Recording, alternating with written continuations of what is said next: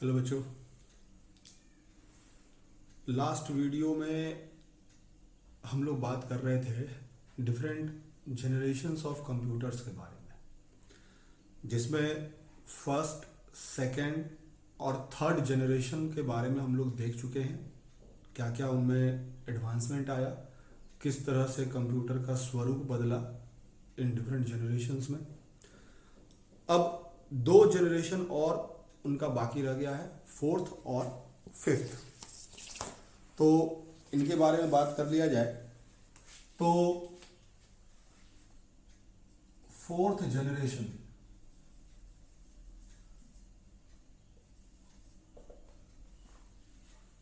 इसका time period 1971 to present.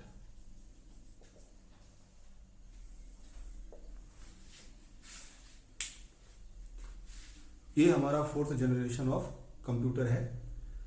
तो fourth generation आया कैसे, क्या आविष्कार हुआ, किसका डेवलपमेंट हुआ, तो वहां से हम लोग कहेंगे कि कंप्यूटर का फेज चेंज हुआ और वो फोर्थ जनरेशन में एंटर किया।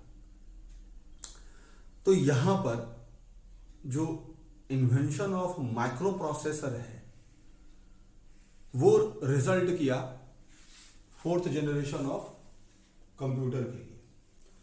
तो 1971 में इंटेल कंपनी जो है उसने पहला माइक्रो प्रोसेसर बनाया। 1971 में इंटेल कंपनी ने पहला माइक्रो प्रोसेसर बनाया। माइक्रो प्रोसेसर हम लोग कहते हैं एक छोटा सा चिप जिसमें कंप्यूटर का जो प्रोसेसर है और जो उसका मेमोरी है वो एक छोटे से चिप में आ जाता है।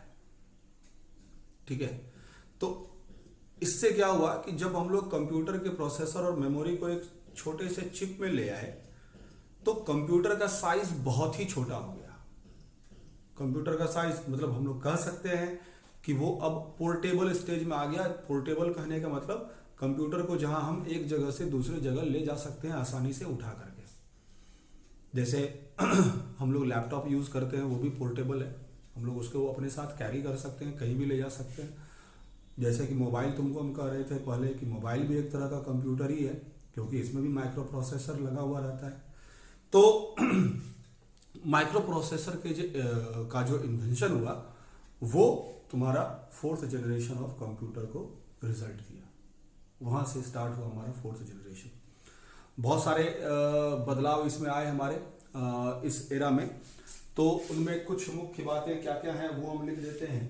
तो जैसे large and very large scale integrated circuits are used LSI and VLSI, large scale integrated circuits and very large scale integrated circuits are used।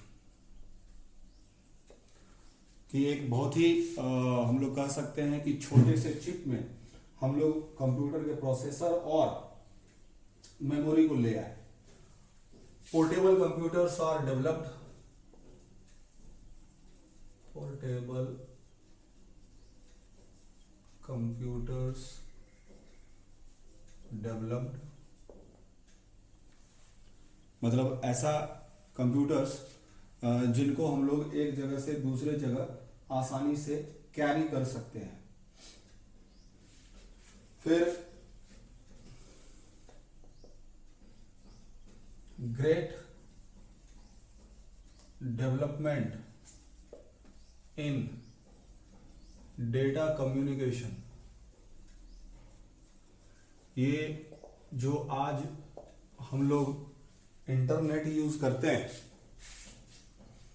Data communication के लिए, वो भी फोर्थ जनरेशन का ही इन्वेंशन है। मतलब फोर्थ जनरेशन में ही वो invent हुआ है ना। पहले डेटा का कम्युनिकेशन जो है थ्रू मेमोरी डिवाइसेस, बाद में हम लोग कह सकते हैं कि थ्रू वायर्ड नेटवर्क्स होने लगा। लेकिन वायरलेस कम्युनिकेशन जो है आज के समय में डेटा को एक जगह से दूसरे जगह भेजने के लिए हमको वायर की आवश्यकता नहीं पड़ती है। बहुत सारे ऐसे मैकेनिज्म हैं जो कि यूज हो रहे हैं और जिनमें वायर का उपयोग नहीं हो रहा है। तुम्हारा मोबाइल ही एक सबसे कॉमन एग्जांपल इसका है। हम लोग मोबाइल की मदद से भी जो वॉइस कॉलिंग करते हैं या वीडियो कॉलिंग करते हैं, मोबाइल में क्या कोई वायर लगा हुआ है? नहीं, वायर के थ्रू ये कनेक्टेड नहीं होता। जैसे पहले फ़ोन हुआ करता था तो उसमें तार लगा हुआ रहता था, मोबाइल में कोई तार नहीं है, इसको हम कैरी कर सकते हैं अपने साथ में कहीं भी। इंटरनेट में जो भी डेटा हम लोग ट्रांसफ़र करते हैं, जैसे व्हाट्सएप के थ्रू या मैसेंजर के थ्रू, है ना, तो वो सब भी वायरलेस कम्युनिकेशन की मदद से ही जाता है ना। सैटेलाइट का जो हम लोग टेलीविज़न आज देखते हैं, उसमें सैटेलाइट के थ्रू कम्युनिकेशन होता है जो कि वायरलेस है। तो डेटा कम्युनिकेशन के टेक्नोलॉजी में बहुत एडवांसमेंट आया, बहुत चेंज आया इस एरा में, 4th जनरेशन ऑफ कंप्यूटर में। फिर डिफरेंट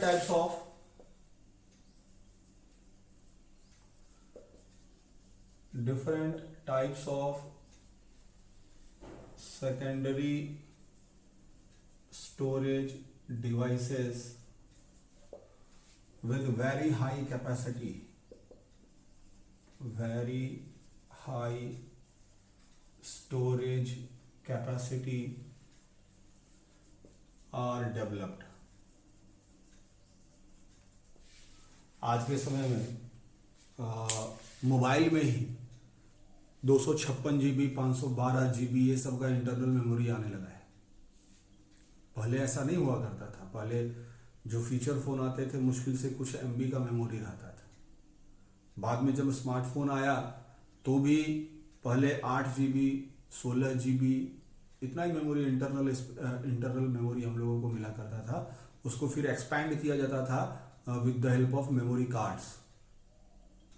लेकिन जैसे जैसे समय बीत रहा है तो आज के समय में 64 GB आम बात है किसी भी फ़ोन के इंटरनल मेमोरी के रूप में पाया जाना। 128 GB नॉर्मली तुमको बजट वाले फ़ोन में भी मिल जाता है। 256 GB की मेमोरी भी आने लगी है। तो कहने का मतलब कि जैसे जैसे टाइम पीरियड बीत रहा है तो वैसे वैसे मेमोरी के टेक्नोलॉजी में एडवांसमेंट होता जा रहा है कि छोटे से स्पेस में ही हम लोग बहुत सारा डेटा स्टोर करके रख सकते हैं। तो सेकेंडरी स्टोरेज के डिवाइसेस में भी बहुत एडवांसमेंट हुआ।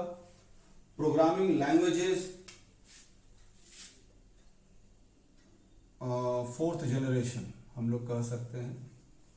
4th generation programming languages are used.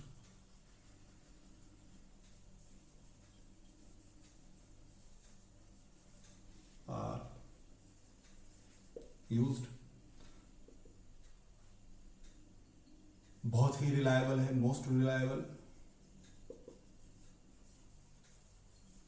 Accurate, fast as compare to previous generation computers.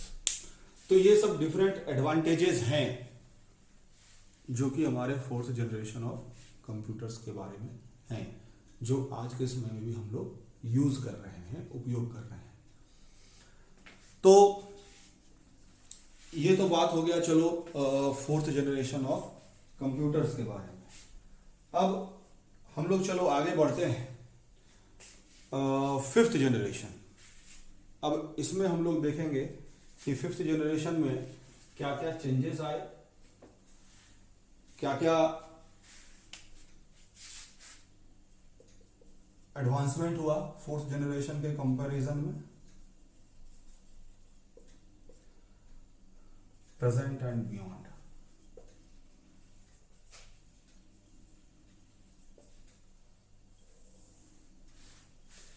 जैसा कि हम पहले भी बात कर चुके हैं कि 5th जनरेशन में या अभी के समय में काम चल रहा है आर्टिफिशियल इंटेलिजेंस पर। आर्टिफिशियल इंटेलिजेंस मतलब साइंटिस्ट्स लगे हुए हैं जिनमें कंप्यूटर को हम लोग कह सकते हैं सोचने की क्षमता देने की कोशिश की जा रही है। कि जैसा कि हम लोग पहले देख चुके हैं कि कंप्यूटर जो है एक तरह का डम्ब डिवाइस है। डम्ब डिवाइस मतलब हम पहले भी बता चुके हैं कि कंप्यूटर खुद से कोई भी काम सोच नहीं सकता है या खुद से कोई डिसीजन ले नहीं सकता है। लेकिन अभी उस पर काम चल रहा है जहां पर कंप्यूटर जो है उसको दिया जा रहा है वो क्षमता, वो शक्ति जिससे कि वो कहीं कहीं खुद का सोचने का ताकत यूज कर सके, उपयोग में ला सके। तो यहां पर हमारे टेक्नोलॉजी में जो एडवांसमेंट हुआ वो हम लोग कह सकते हैं, जो इसमें मुख्य बात है वो है पैरेलल प्रोसेसिंग।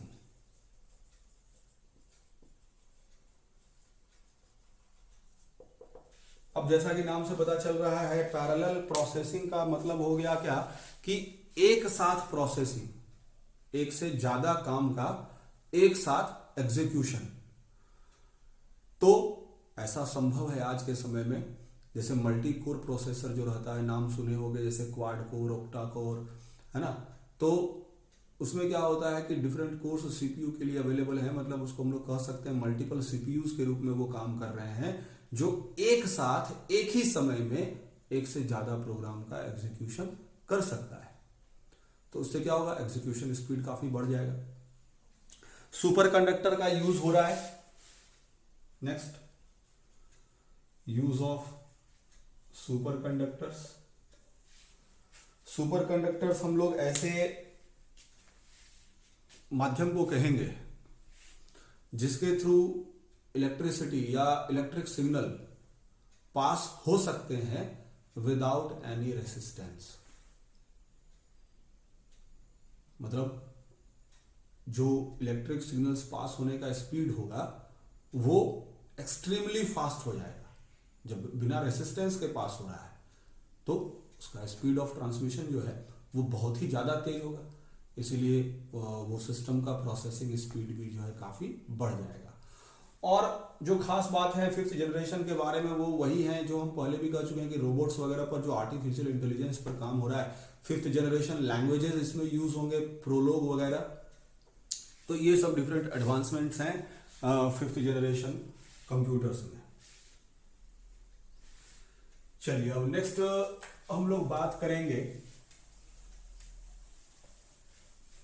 ये तो बात हो गया इवोल्यूशन ऑफ कंप्यूटर्स के बारे में। जैसा हम लास्ट वीडियो में कहे थे कि इसको हम लोग 3 कैटेगरी में पढ़ेंगे इवोल्यूशन को, कि पहला इवोल्यूशन ऑफ कंप्यूटर, फिर evolution of storage and display technologies. Evolution of storage and display technologies.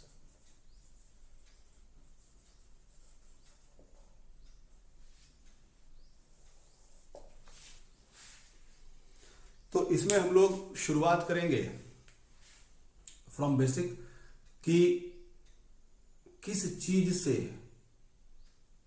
शुरुआत हुआ डेटा स्टोर करने का।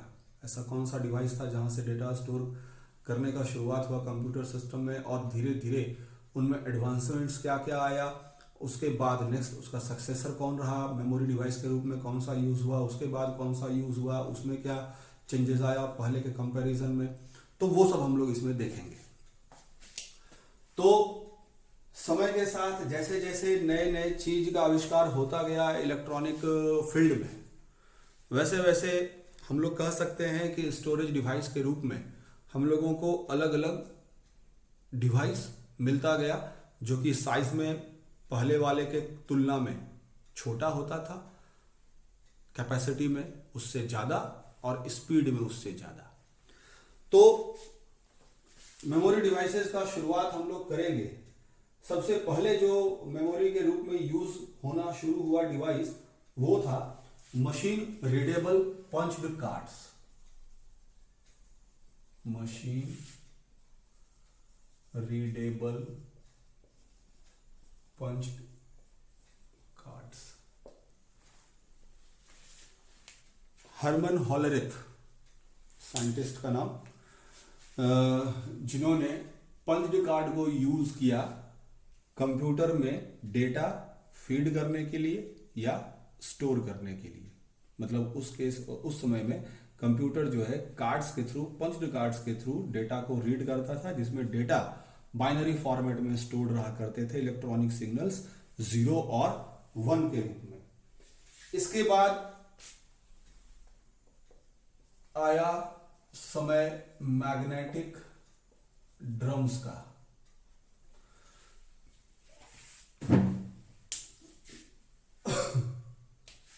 नाइनटीन 1932 में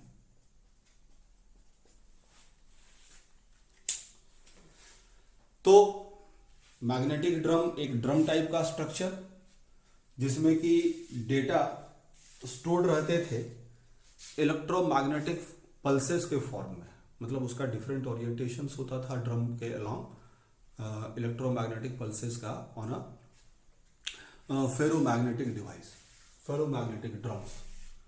मैग्नेटिक ड्रम के बाद आया तुम्हारा मैग्नेटिक टेप 1951 में। मैग्नेटिक टेप,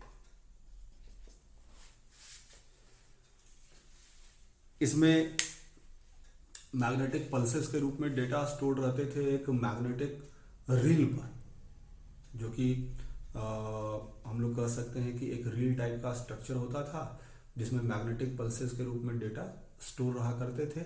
ये काफ़ी पॉपुलर था उस समय में, अपने समय में स्टोरेज डिवाइस के रूप में, क्योंकि इसका स्टोरेज कैपेसिटी जो है मैग्नेटिक ड्रम के तुलना में काफ़ी ज़्यादा था और ये बाद में काफ़ी चीप मीडियम ऑफ स्टोरेज वो भी हो गया। तुम लोग शायद ना देखे हो लेकिन पहले कुछ समय पहले, बहुत ज़्यादा पीछे भी नहीं जाना है, मतलब 90s का जो दशक था तो उसमें पहले म्यूजिक सुनने के लिए ऑडियो कैसेट्स यूज होता था। ऑडियो कैसेट्स जिसमें रील रहता था, मतलब एक मूवी के सॉन्ग्स के लिए एक ऑडियो कैसेट आया करते थे पहले, उसमें तुमको मूवी के सारे सॉन्ग, एक मूवी के सारे सॉन्ग एक ऑडियो कैसेट में रहा करते थे और उसको प्ले जब किया जाता था तो सिक्वेंशली सॉन्ग बजता था। उसमें वो हमारे पास फैसिलिटी पहले नहीं हुआ करता था कि जैसा आज होता है कि कोई अगर म्यूजिक सिस्टम है या सीडी प्लेयर है या डीवीडी प्लेयर है तो उसमें हम लोग आराम से सॉन्ग नंबर रिमोट के थ्रू डाल देते हैं, वही सॉन्ग बजने लगता है। लेकिन उस ऑडियो कैसेट के एरा में वो बात नहीं था। हम लोगों को किसी सॉन्ग जो कि बाद में है वो अगर सुनना हो तो हम लोगों को पहले वो फॉरवर्ड करना पड़ता था सिक्वेंशली और एक अंदाज से, एक अनुमान लगा के कि हाँ अब वो सॉन्ग आ गया होगा, तब फिर हम लोग वो प्ले कर पाते थे। तो मैग्नेटिक टेप कुछ उसी टाइप का स्ट्रक्चर था जिसमें मैग्नेटिक पल्सेस के रूप में डेटा जो है एक टेप में स्टोर रहा करते थे। फिर इसके बाद आया हार्ड डिस्क ड्राइव 1958 में। तो ये सर्कुलर प्लेट्स के जैसा, मैग्नेटिक कोर सर्कुलर प्लेट्स के जैसा, जहां पर मैग्नेटिक डॉट्स के रूप में डेटा स्टोर्ड रहते हैं। इनके बारे में भी हम लोग बात करेंगे जब मेमोरी डिवाइसेस के बारे में हम लोग आगे डिटेल में बात करेंगे। हार्ड डिस्क दिखने में कैसा होगा, क्या मैकेनिज्म होगा इसमें डेटा स्टोर करने का, कैसे डेटा इसमें एक्सेस किया जाएगा, वो सारा डिटेल में हम लोग बात करेंगे। लेकिन अभी के लिए केवल इतना समझो कि इसमें डेटा जो स्टोर्ड रहते हैं वो मैग्नेटिक डॉट्स के रूप में रहते हैं। इसका उपयोग सबसे पहले आईबीएम ने किया था। हालांकि उस समय हार्ड डिस्क ड्राइव उतना पॉपुलर था नहीं, क्योंकि ये साइज में काफ़ी बड़ा था, काफ़ी कॉस्टली था। हालांकि समय के साथ इसमें काफ़ी चेंजेस आया। अब हार्ड डिस्क काफ़ी छोटा साइज में आता है, आराम से एक लैपटॉप में काफ़ी बड़ा कैपेसिटी का हार्ड डिस्क स्टोर रहता है। तो हार्ड डिस्क आज के समय में हम लोग कह सकते हैं कि एक पॉपुलर स्टोरेज मीडिया है जो कि यूज किया जाता है सिस्टम में। फ्लॉपी डिस्क, इसका इन्वेंशन 1969।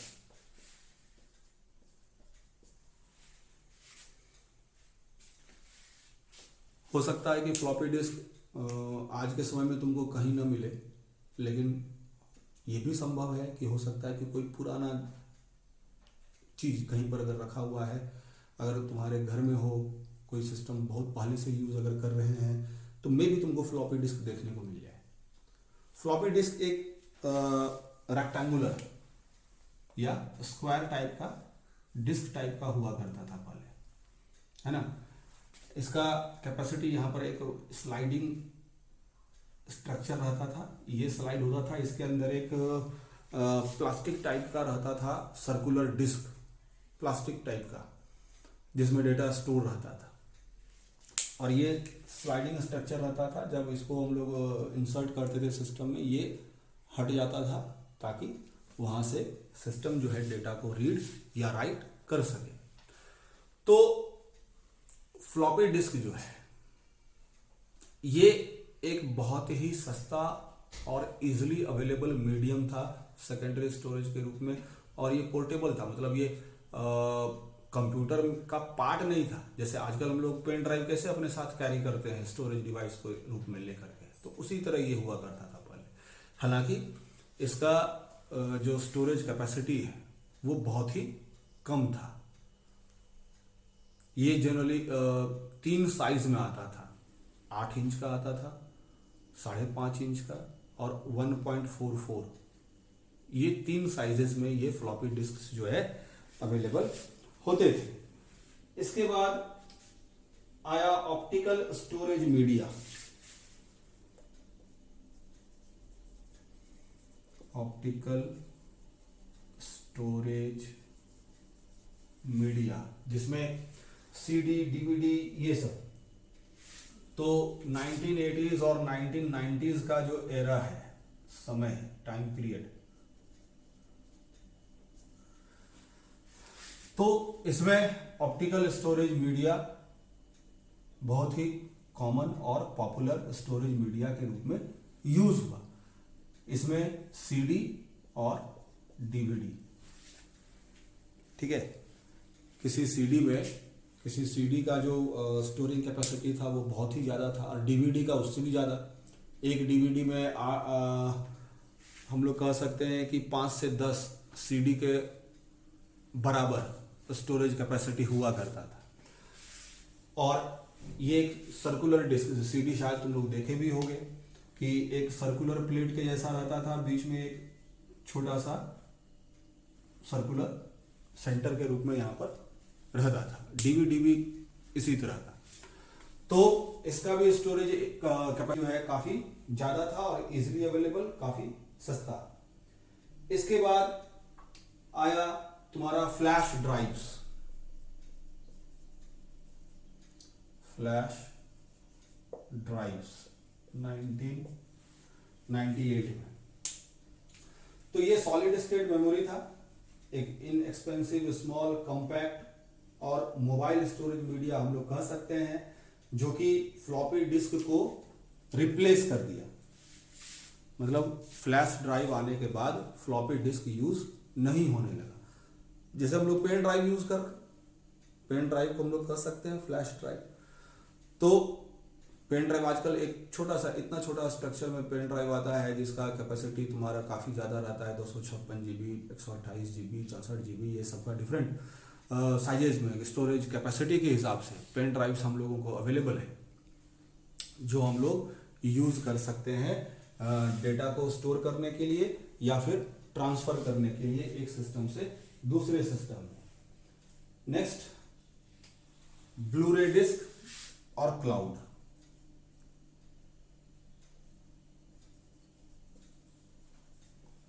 ब्लू-रे डिस्क और क्लाउड, ये भी सीडी और डीवीडी टाइप का ही है, खाली स्टोरेज कैपेसिटी इसका ज़्यादा है, उसमें बहुत ज़्यादा बात करने की आवश्यकता नहीं है। हाँ, क्लाउड स्टोरेज के बारे में हम लोग बात कर सकते हैं। जिस तरह से हम लोग कह सकते हैं कि हम लोग जो भी फेसबुक जैसे चलाते हैं या इंस्टाग्राम यूज़ करते हैं या ट्विटर यूज़ करते हैं, तो जो भी हम लोग पोस्ट्स, पिक्चर्स, वीडियोस ये सब जो हम लोग अपलोड करते हैं इसमें, वो कहाँ रहता है? क्या वो हमारे मोबाइल में सेव होता है या उसका कोई और जगह है? तो ये जो फेसबुक, इंस्टाग्राम, ये सब जो है, इनमें जो भी, अगर मान लो हमारे मोबाइल में डेटा ये सेव होता है, तब तो हम दूसरे मोबाइल से लॉगिन करते अगर अपने फेसबुक अकाउंट में, तो उसमें वो सब वीडियोस नहीं देख पाते, वो सब फोटोज नहीं देख पाते। तो इसका मतलब ये है कि वो डेटा जो है मोबाइल में स्टोर ना होकर के कहीं और हो रहा है, जो कि एक्सेसिबल है किसी भी डिवाइस से। तो ये सब डेटा जो है उनके सर्वर पर स्टोर रहता है, फेसबुक, इंस्टाग्राम, ये सब के सर्वर पर। ठीक है, तो क्लाउड स्टोरेज भी कुछ उसी तरह का है। हम लोग कह सकते हैं कि एक हाइपोथेटिकल स्टोरेज मीडिया, जहां पर हम लोग अपने डेटा को स्टोर करके रख सकते हैं अपने प्रॉपर क्रेडेंशियल्स को दे करके। क्रेडेंशियल्स मतलब यूजर आईडी, पासवर्ड, ये सब दे करके अपना अकाउंट बन गया, और वहाँ क्लाउड स्टोरेज में जो हमको स्पेस अवेलेबल है, जो मिला है, जितना कैपेसिटी हमको, उसका यूज कर सकते हैं। तो उससे क्या होगा कि हमारे मोबाइल में जो डेटा है वो हम अगर अपने क्लाउड स्टोरेज में स्टोर कर दें, तो मोबाइल से वो सब स्पेस हम फ्री कर सकते हैं, हटा सकते हैं। तो क्लाउड स्टोरेज के बारे में भी हम लोग आगे डिटेल में बात करेंगे। तो अभी के समय में ये समझ लो कि क्लाउड स्टोरेज जो है, हम लोग कह सकते हैं कि डेटा मल्टीपल सर्वर्स पर स्टोर्ड रहेगा, ठीक है, और या फिर हाइपोथेटिकल स्टोरेज मीडिया पर स्टोर रहेगा, जहां पर हम लोग अकाउंट बना करके उन डेटा को स्टोर कर सकते हैं। तो ये सब बातें हो गई स्टोरेज मीडिया के डेवलपमेंट के बारे में, कि कैसे कैसे स्टोरेज मीडिया हमारा डिफरेंट स्टेजेस से होकर के यहां तक पहुंचा है। इसके अलावा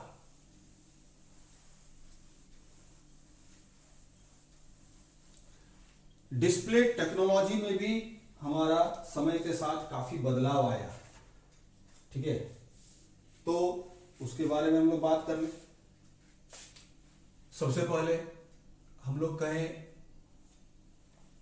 कि एलसीडी, जिसको कि इंग्लिश में इसका full form liquid crystal display, ये होगा।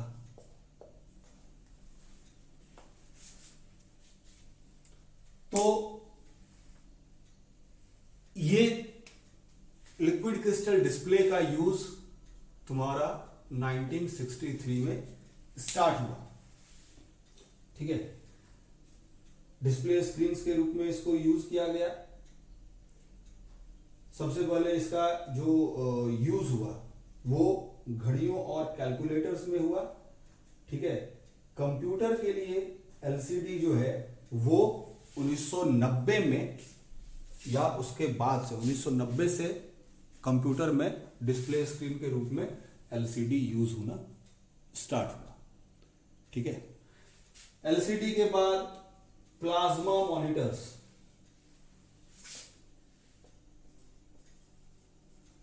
Plasma monitors 1964। तो इसको भी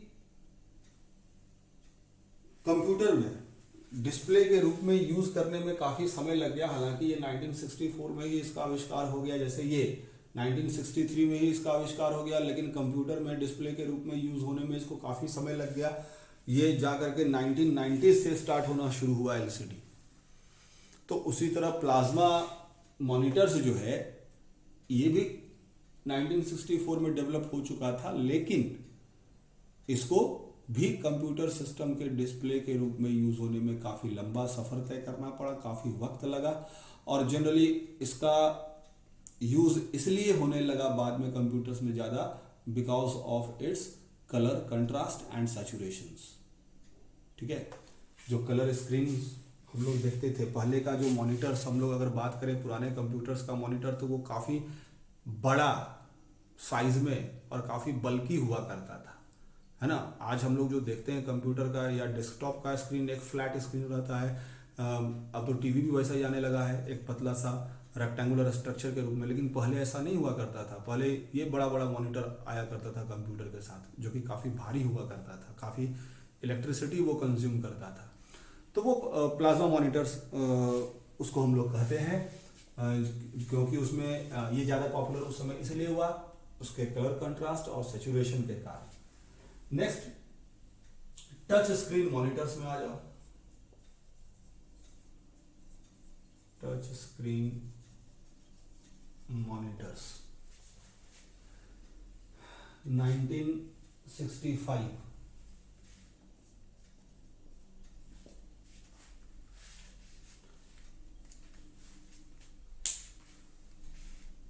टच स्क्रीन मॉनिटर्स का आविष्कार 1965 में ही हो चुका था, लेकिन ये डिवाइसेस में यूज होना कब स्टार्ट हुआ?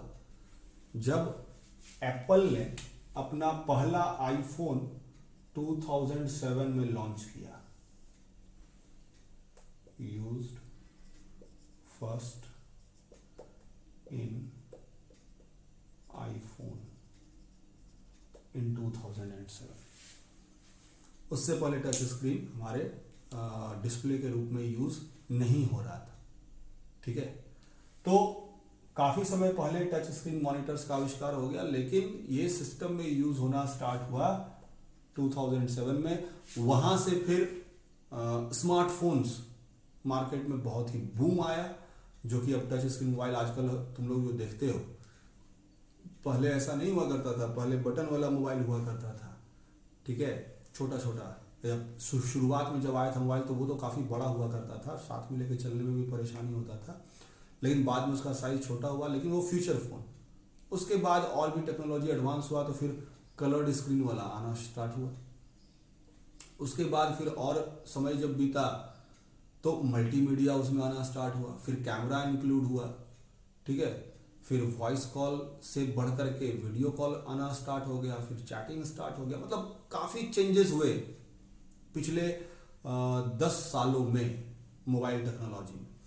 तो टच स्क्रीन भी उनमें से एक एडवांसमेंट है। और फाइनली OLED, ओलेड डिस्प्ले। आजकल तुम लोग सुनते होंगे कि OLED स्क्रीन है, ऑर्गेनिक लाइट एमिटिंग डिस्प्ले। ठीक है, ऑर्गेनिक लाइट एमिटिंग डिस्प्ले।